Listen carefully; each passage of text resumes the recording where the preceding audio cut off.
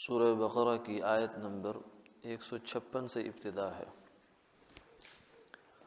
اعوذ باللہ من الشیطان الرجیم، بسم اللہ الرحمن الرحیم۔ وَلَنَبْلُوَنَّكُمْ بِشَيْءٍ مِّنَ الْخَوْفِ وَالْجُوعِ وَنَقْصٍ مِّنَ الْأَمْوَالِ وَالْأَنفُسِ وَالثَّمَرَاتِ وَبَشِّرِ الصَّابِرِينَ الَّذِينَ إِذَا أَصَابَتْهُم مُّصِيبَةٌ قَالُوا إِنَّا لِلَّهِ وَإِنَّا إِلَيْهِ راجعون أُولَئِكَ عَلَيْهِمْ صَلَوَاتٌ مِّن رَّبِّهِمْ وَرَحْمَةٌ وَأُولَئِكَ هُمُ الْمُهْتَدُونَ۔ صدق اللہ العظیم۔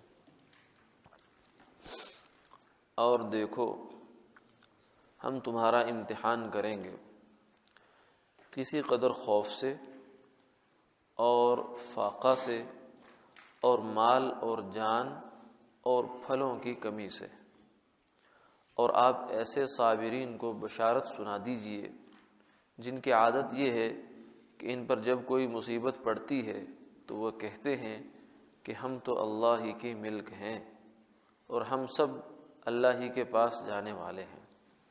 ان لوگوں پر خاص خاص رحمتیں بھی ان کے پروردگار کی طرف سے ہوں گی اور عام رحمت بھی ہوگی، اور یہی لوگ ہیں جن کی حقیقت تک رسائی ہو گئی۔ رکوع کی ابتدا سے صبر کا بیان چل رہا ہے کہ مصیبت پر صبر کرنا۔ آج کی آیات بھی اسی کا تتمہ ہے۔ اس میں فرمایا کہ ہم تمہارا امتحان کریں گے۔ یہ خطاب تمام مسلمانوں کو ہے۔ امتحان کہتے ہیں کسی کی صلاحیت کو جانچنے کا نام ہے۔ پہلے اس کو تیار کیا جاتا ہے، اس کو پڑھایا جاتا ہے اور اس کو کوئی کام سکھایا جاتا ہے اور سیکھنے کے پورے موقع اس کو دیے جاتے ہیں، اور جب سمجھا جاتا ہے کہ اب کچھ نہ کچھ اس نے کر لیا ہے تب اس کا امتحان لیا جاتا ہے، اور پھر امتحان میں اگر پاس ہو جائے تو اسے انعام سے نوازا جاتا ہے، اگر امتحان میں خدا نخواستہ فیل ہو جائے تو پھر اس کی اہانت ہوتی ہے۔ اذا جاء الامتحان یکرم الرجل او یہان، جب امتحان آتا ہے تو انسان کو یا تو عزت ملتی ہے یا پھر بیچارے کی بے عزتی ہوتی ہے۔ تو یہ اللہ کی جانب سے ایک جو ہے وہ پہلے سے پیش بندی ہے، پیش گوئی ہے کہ ہم تمہارا امتحان کریں گے۔ کیوں؟ امتحان کس چیز کا ہے؟ امتحان ہے تمہارے ایمان کا۔ ایمان کس چیز پر؟ ایمان اس چیز پر کہ ہم اللہ کی ملک ہیں، ہم اللہ کی مخلوق ہیں، اللہ کے مملوک ہیں، ہمارے پاس اپنا ایک ناخن بھی نہیں ہے۔ ہمارا جسم، ہمارا وجود، ہماری زندگی، ہمارے پاس ایک ایک نعمت، جتنی بھی زندگی میں انسان کے پاس نعمتیں جڑی ہوتی ہیں، یہ سب اس کے اپنے وجود سے لے کر اس کے بال بچے تک، گھر تک، کاروبار، کھیتی باڑی، رشتہ دار، عزیز، دوست، یہ جتنے بھی اس کے سلسلے ہیں جو اس کے ساتھ جڑے ہوئے ہیں، فرمایا کہ ان سب کے بارے میں تمہارا جو عقیدہ ہے ہم اس عقیدے کا امتحان لیں گے۔ عقیدہ کیا ہے؟ عقیدہ یہ ہے کہ ہم اللہ کی ملک ہیں، جیسے آگے آیات میں آئے گا۔ فرمایا کہ اس کا امتحان کریں گے ہم۔ امتحان کیسے ہوگا؟ کہ ہم ان سب نعمتوں میں سے تھوڑا تھوڑا، کچھ کسی قدر، کسی یہ نہیں ہے کہ سب کچھ ہی ختم کریں گے۔ امتحان بھی طاقت سے زیادہ نہیں لیا جاتا۔ دوسری جانب اللہ کا یہ بھی انعام ہے، ہم بھی دنیا کا بھی دستور ہے کہ امتحان طاقت سے بڑھ کر نہیں لیا جاتا۔ ایک طالب علم کو آپ نے پڑھایا تو ہے، وہ میٹرک کی چیز پڑھائی ہے، اور امتحان میں پرچہ آ جائے اس کا پی ایچ ڈی لیول کا، تو یہ تو ناانصافی ہوتی ہے۔ ان اللہ لا یظلم الناس شیئا، اللہ ناانصافی نہیں کرتے. لا یکلف اللہ نفسا الا وسعها، اللہ کسی بھی انسان کو، کسی بھی جان کو اس کی وسعت سے زیادہ تکلیف نہیں دیتے، زیادہ اس پر بوجھ نہیں ڈالتے. تو امتحان اس لیے فرمایا کہ تمہاری طاقت کے مطابق ہی ہوگا، طاقت سے باہر نہیں ہوگا. اور فرمایا بشیء، تھوڑا تھوڑا، کسی قدر. کیا چیزیں ہوں گی؟ خوف آئے گا، اندیشہ ہوگا، کبھی دشمن کا خوف، کبھی جو ہے مستقبل کا خوف، کبھی کسی چیز کا خوف، کبھی کسی چیز کا خوف. یہ جو اندیشہ ہے مستقبل کا یہ آئے گا. اور اسی طریقے سے بھوک بھی آ جائے گی، پیاس بھی آ جائے گی، فاقہ بھی آ جائے گا. اور اللہ جو ہے وہ سب کے ساتھ عافیت کا معاملہ فرمائے. ہم نے تو جو بالعموم جو ہم معاشرے میں جی رہے ہیں یہ چیزیں کبھی دیکھی سنی نہیں ہیں، لیکن جن لوگوں پر اس زمانے میں یہ آیات نازل ہو رہی ہیں وہ سب ان سب سے گزر رہے تھے. بھوک ایک بہت بڑا امتحان ہے. فرمایا کاد الفقر ان یکون کفرا، فقر یہ ایسی مصیبت ہے کہ یہ آدمی کو کفر تک لے جاتی ہے. امتحان ہوتا ہے نا، بھوک جب ہوتی ہے، پیٹ خالی ہوتا ہے تو پھر آدمی پیٹ کو بھرنے کے لیے کچھ بھی کرتا ہے. فرمایا یہ امتحان ہوگا. صحابہ کی بھوک کا ہم نے واقعات سن رکھے. حضور صلی اللہ علیہ وسلم بھی کئی دن تک، اما عائشہ صدیقہ رضی اللہ تعالیٰ عنہ فرماتی ہیں کہ کئی چاند گزر جاتے تھے کہ ہمارے گھر میں چولہا نہیں جلتا تھا. کس چیز پہ گزارا ہوتا تھا؟ کھجور، پانی اور اس طرح کی کوئی چیز جو ہے اس پر، یعنی کوئی باقاعدہ سالن بنانے کا اہتمام نہیں ہوتا تھا. آج ہم اپنی حالت دیکھیں اور ان کی حالت دیکھیں کہ وہ پھر بھی اللہ کے احکامات پر کس طرح عمل پیرا تھے، اور وہ صبر کی اور شکر کی زندگی گزارتے تھے. کبھی کسی سے شکوہ نہیں سننے میں آتا تھا کہ ہمارے پاس یہ نہیں ہے. آپ صلی اللہ علیہ وسلم کو اللہ نے اختیار دیا کہ اگر آپ دعا فرمائیں اور چاہیں تو احد پہاڑ جو ہے وہ سونا بن جائے. یہ 3-4 کلومیٹر کے مربع ایریے میں احد پہاڑ ہے. مربع ایریا اگر اس کا اسکوائر فٹ نکالیں تو 3-4 کلومیٹر بن جاتا ہے احد پہاڑ. تو اگر یہ سارا، اور پہاڑ جتنا اوپر ہوتا ہے اتنا نیچے بھی ہوتا ہے، اس سے زیادہ نیچے ہوتا ہے، تو یہ سارا اگر سونا بن جائے، آپ کو اختیار دیا گیا. آپ نے فرمایا نہیں، میں یہی چاہتا ہوں کہ ایک دن کھاؤں تو اللہ کا شکر ادا کروں، دوسرے دن بھوکا رہوں تو صبر کروں. تو آپ نے یہ فقر اختیار فرمایا تھا. تو آپ پر بھی یہ بھوک آتی تھی، صحابہ پر بھی آتی تھی. تو اس کے تو بے شمار واقعات. تو ہمارے اوپر بھی اگر ایسا کچھ آ جائے، بظاہر یہ پیٹ والی بھوک تو نہیں ہے لیکن حالات کی تنگی والی بھوک ہو سکتی ہے. معاش اچھا نہیں ہے، کاروبار نہیں چل رہا، ملازمت جو ہے اس میں مسئلہ ہو گیا، تو یہ سب جو کے اندر ہی آتا ہے. یہ بھوک ہی کی قسمیں ہو سکتی ہیں. فرمایا یہ آزمائش ہوگی. وَنَقْصٍ مِّنَ الْأَمْوَالِ وَالْأَنفُسِ وَالثَّمَرَاتِ، اور اسی طریقے سے تم سے جو ہے وہ کچھ مالوں میں کمی آئے گی، مال کم ہو جائے گا، کوئی نقصان ہو گیا، جاتے جاتے کوئی پتہ نہیں چلا مال جو ہے وہ ضائع ہو گیا، تجارت میں ڈالا تھا، اتنا پیسہ ڈالا تھا، مال چلا گیا، یا کوئی حادثہ پیش آ گیا، کوئی کچھ ہو گیا، کچھ بھی ہو سکتا ہے. والانفس، اور جانوں کی کمی بھی ہوگی. یعنی جانوں میں یہ ہے کہ مویشی جانور جو رکھے ہیں اس میں بھی کمی ہو سکتی ہے. آج ایک مرا کل دوسرا، پھر یہ تو مسائل ہوتے ہیں. یا پھر جو گھر کے افراد ہیں، عزیز تعلق والے ہیں، وہ کوئی جائے گا دنیا سے. والثمرات، پھلوں میں کمی ہوگی. یہ ہوگا، ہر ایک کے ساتھ کچھ نہ کچھ ہوگا. یہ پہلے بتا رہے ہیں تمہیں. اور یہ ہم کریں گے اور کریں گے امتحان کے لیے، اور تمہیں دیکھیں گے کہ تم کیا کرتے ہو. وبشر الصابرین، فرمایا کہ ایسے موقع پر صبر کرنے والوں کو خوشخبری سنا دیجیے. جب بھی ان میں سے کچھ بھی ان کے ساتھ ہو، خوف آئے، بھوک آئے، مال کی کمی آئے، صحت کے مسائل آئیں، بیماری آ جائے، تنگی آ جائے، تکلیف آ جائے، تو اس پر صبر کرنے والوں کو فرمایا خوشخبری سنا دیجیے. زبان رسالت سے خوشخبری ہے صابر کے لیے جو تکلیف پر صبر کرتا ہے. اور فرمایا الصبر عند الصدمۃ الاولی، صبر اس وقت ہوتا ہے جب پہلی دفعہ انسان کو دھچکا لگتا ہے، اس موقع پر اپنے آپ کو سنبھال لینا، کیونکہ بعد میں تو قرار آتے آتے آ ہی جایا کرتا ہے. صبر تو اصل میں پہلے سٹیپ پر ہوتا ہے. تو فرمایا ان کی پھر صفت کیا ہے؟ یہ صابر کون لوگ ہیں؟ الذین اذا اصابتہم مصیبہ، جب بھی ان کو کوئی تکلیف آتی ہے، جان پہ آتی ہے، مال پہ آتی ہے، گھر پہ آتی ہے، کاروبار پہ آتی ہے، کہیں بھی کسی بھی قسم کی کوئی پریشانی آتی ہے تو یہ جزا فضا نہیں کرتے۔ صبر کا مطلب یہ ہے کہ زبان سے کوئی کلمہ ایسا نہ نکلے جو اللہ کو ناراض کرنے والا ہے۔ طبیعت پر اثر ہونا ایک فطری بات ہے، وہ ہوتا ہے، دنیا میں سے کسی کے جانے کا اثر ہوتا ہے، غم ہوتا ہے، اس سے تو انبیاء علیہ السلام کی سنت سے یہ ہے ثابت ہے۔ آپ صلی اللہ علیہ وسلم اپنے صاحبزادے کے جانے پر غم فرما رہے ہیں، آنسو آنکھوں سے نکل رہے ہیں، لیکن فرمایا وَلَا نَقُولُ إِلَّا مَا يُرْضِي رَبَّنَا، اے ابراہیم ہم تیرے جانے پہ بڑے غمگین ہیں، مگر ہماری زبان سے کوئی ایسا کلمہ نہیں نکلے گا جو اللہ کو ناراض کرنے والا ہو۔ تو یہ صبر ہے۔ فرمایا جب ان کو کوئی مصیبت پہنچتی ہے تو کہتے ہیں انا للہ و انا الیہ راجعون۔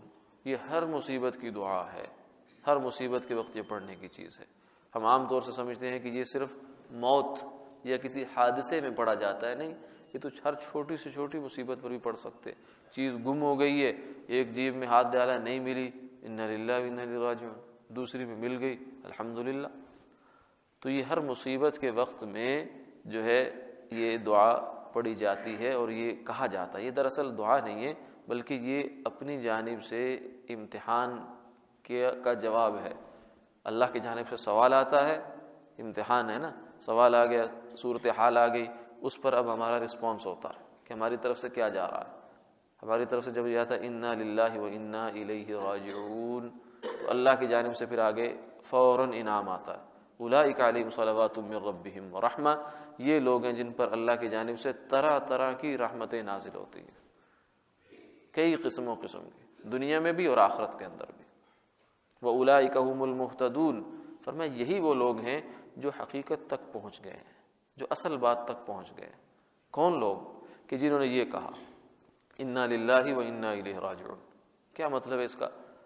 کہ یہ دراصل وہ امتحان تھا جو اللہ نے ایمان کی صورت میں تمہارے اندر رکھا تھا، جو سبق دیا تھا، جو سبق پڑھایا تھا ہمیں کہ تمہارا میں خالق ہوں، میں مالک ہوں، میں رازق ہوں، میں تمہیں کچھ بھی کروں، تمہیں اس میں کوئی چیں بجبی ہونے کا اختیار نہیں ہے، تم نے رضا بر قضا کرنا، اللہ کے ہر فیصلے پر راضی ہو جانا ہے کیسا بھی ہو۔ تو یہ امتحان جو ہے وہ انا للہ و انا الیہ راجعون، یہ اس کا جواب ہوا کرتا ہے۔ ہماری جانب سے اللہ کے لیے یہ ہوتا ہے کہ یا اللہ ہم بھی آپ ہی کے ہیں، انا للہ، ہمارا سب کچھ آپ کا ہے۔ آدمی یہ سمجھتا ہے کہ میرا ہے، میرا کچھ بھی نہیں ہے۔ دنیا میں جب آتے ہیں تو کیا لے کے آتے ہیں ساتھ؟ یہ جتنے بھی رشتہ داریاں، تعلقات، مال، دولت، یہ سب دنیا کے تعلقات ہیں۔ دنیا میں انسان آتا ہے تو اکیلا ہوتا ہے، قبر کے پیٹ میں جاتا ہے تو اکیلا ہوتا ہے، اس کا اللہ ہی اس کے ساتھ ہوتا ہے، اس کے نیک اعمال اس کے ساتھ ہوتے ہیں، بس اور کچھ نہیں ہے اس کا۔ دنیا میں جن چیزوں کے اوپر ہم جو ہے اس قدر ان سے دل لگاتے ہیں، گھر سے دل لگاتے ہیں، بیوی سے دل لگاتے ہیں، بچوں سے دل لگاتے ہیں، مال سے دل لگاتے ہیں، کاروبار سے دل لگاتے ہیں، یہ چیزیں دل لگانے کی نہیں ہیں۔ دل لگانے کی ذات صرف ایک ہی ہے جو اللہ کی ذات ہے، جس کے ساتھ انسان کا ہمیشہ سے تعلق اور ہمیشہ رہنا ہے۔ باقی تو سب تعلقات عارضی ہیں۔ جیسے ٹرین میں مسافر بیٹھتے ہیں تو ظاہر ہے جانا ہے، ایک جگہ تک جانا ہے تو ایک دوسرے سے کچھ تعلقات بھی ہو جائیں گے، گپ شپ بھی ہو جائے گی، کوئی لینا دینا بھی ہو جائے گا، کوئی کھانا پینا بھی ہو جائے گا اور حسن معاشرت بھی ہو جائے گی، لیکن اصل منزل مسافر کی ہمیشہ اس کا جو نظر ہے وہ اپنی منزل پر ہوا کرتی ہے۔ یا بھی ہنس کر رہا ہے، کھیل رہا ہے، لیکن ہر لمحہ اسے یہ فکر ہوتی ہے کہ میں منزل پر پہنچ رہا ہوں کہ نہیں پہنچ رہا ہوں۔ تو انا للہ کا مطلب یہ ہے کہ ہمارا اپنا کچھ نہیں ہے، یہ اس کی اپنی مالک کی فصل ہے، اس کی اپنی کھیتی ہے۔ اگر ہمیں اس نے بچہ دیا ہے، اولاد دی ہے، اگر اس نے لے لیا ہے تو اس کی اپنی فصل ہے، وہ کچی کاٹے یا پکی کاٹے۔ ہم کون ہوتے ہیں کہ اس کے اندر جو ہے وہ دخل دیں اور اعتراض کریں تقدیر پر، اللہ کے فیصلے پر اعتراض کریں۔ اس لیے جو بندہ اللہ کے فیصلے پر اعتراض کرتا ہے وہ اس امتحان میں فیل ہو جاتا ہے، اور جو کہتا ہے کہ میں اللہ کا ہوں، ہمارا سب کچھ اللہ کا ہے، ہم نے بھی تو اللہ ہی کے پاس جانا ہے۔ اگر ایک عزیز دوست رشتہ دار دنیا سے چلا گیا تو ہم افسوس کر رہے ہیں، بہت زیادہ اس کو غم جو ہے اپنے سواؤں پر سوار کر لیا ہے، بھائی کس لیے؟ کیا تم نے اس کی یہاں اسٹامپ لکھوا رکھا تھا کہ وہ نہیں جائے گا؟ یا تم اپنا کیا تمہیں تسلی ہے؟ تم نے بھی تو وہیں جانا ہے. اچھا ہوا وہ بر وقت پہنچ گیا، اب تم بھی اس کے پیچھے پیچھے چل رہے ہو. اس لیے جب قبرستان میں جائیں تو وہاں یہ دعا ہے، السلام علیکم یا اہل القبور انتم سلفنا ونحن لبالاثر. وہاں اہل قبور کو یہ سلام کیا جاتا ہے کہ تم پر سلامتی ہو، تم ہمارے آگے آگے آئے، ہم تمہارے قدموں پر پیچھے پیچھے قدم رکھتے آ رہے ہیں. وَإِنَّا إِن شَاءَ اللَّهُ بِكُمْ لَاحِقُونَ، ہم بس کچھ ہی دیر میں تمہارے پاس پہنچنے والے ہیں. تو اصل تو فکر یہ ہے، ہم اس فکر میں ہوتے ہیں کہ اس کو بھی کھینچ کے واپس لائیں. ڈاکٹر سے کہہ رہے تھے کچھ بھی کرو، میرے جو ہے وہ بچنا چاہیے. وہ کیا کر سکتا ہے بیچارہ؟ اگر ان کے ہاتھ میں کچھ ہوتا تو کوئی بھی دنیا سے نہ جاتا. تو سب اللہ کے اختیار میں ہے، سب کچھ اسی اختیار میں. اللہ کے ہاں جو انسان کے رتبے ہیں ان میں سے ایک اخلاص بہت بڑا رتبہ ہے کہ ہر عمل جو ہے وہ اللہ کے لیے کیا جائے، لیکن رضا بر قضا اس سے بڑا مقام ہے. رضا بر قضا یعنی اللہ کے ہر فیصلے پر انسان راضی ہو جائے، یہ اس سے بڑا مقام ہے کہ اللہ کے کسی فیصلے پر انسان کو اعتراض نہ ہو، دل میں اعتراض نہ ہو، زبان پر اعتراض نہ ہو کہ یہ کیوں ہوا.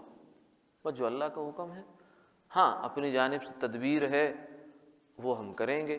بیمار ہو گیا اس کی دوا دارو کریں گے، سب کچھ کریں گے، لیکن شفا اللہ کے ہاتھ میں، نظر اسی پر رکھیں گے. اوپر اللہ تعالیٰ نے اگر شفا دے دی تو اس کی عنایت، نہیں دی وقت پورا ہو گیا وہ ہمارے مریض کو آگے لے گئے تو اس کا فیصلہ ہے، ہم اس پر راضی. تو یہ جو صفت ہے انسان کو اگر یہ حاصل ہو جائے تو پھر اس امتحان میں پاس ہے. یہ اسی کو فرمایا اولئک هم المہتدون، یہی لوگ ہیں جو اصل حقیقت کو پہنچ گئے. کیونکہ یہ حقیقت اصل یہی ہے. یہ جو ہمیں دھوکہ لگتا ہے نا کہ ہمارا سب کچھ ہے اور ہم یہ سمجھ لیتے ہیں کہ ہم اس پر سب کچھ کو قابض ہیں اور ہمارے ہاتھ سے نکلا تو کیوں نہیں نکلا، یہ مال کیوں نکلا، یہ جان کیوں نکلی، یہ نقصان کیوں ہو گیا. اور اس کے اوپر جو ہے ہم پھر ڈپریشن کے شکار ہو جاتے ہیں، ٹینشن لے لیتے ہیں، راتوں کو نیند نہیں آ رہی. بھائی تمہارا ہے کیا جس کے اوپر تم جو ہے وہ پریشان ہو رہے ہو؟ جس کا تھا وہ لے گیا، جس کی چیز ہے. ایک صحابی کا واقعہ آتا ہے نا کہ ان کا بیٹا بیمار تھا، اکلوتا بیٹا تھا، تو وہ بیچارہ فوت ہو گیا. تو وہ گھر پہ آئے تو آ کر پوچھا اپنی بیوی سے کہ کیا بنا؟ انہوں نے کہا کہ اب آرام سے ہے، اور وہ فوت ہو چکا تھا. دیکھیں عورت ہے، اس کا حوصلہ کتنا، اپنا لخت جگر ہے اس کا، اور اس کو کھانا کھلایا پلایا، اور اس کے بعد جو ہے میاں بیوی جو ہے وہ سوئے بھی اکٹھے. اور پھر وہیں پہ ان کو پوچھا، بڑے آرام سے بات پوچھی.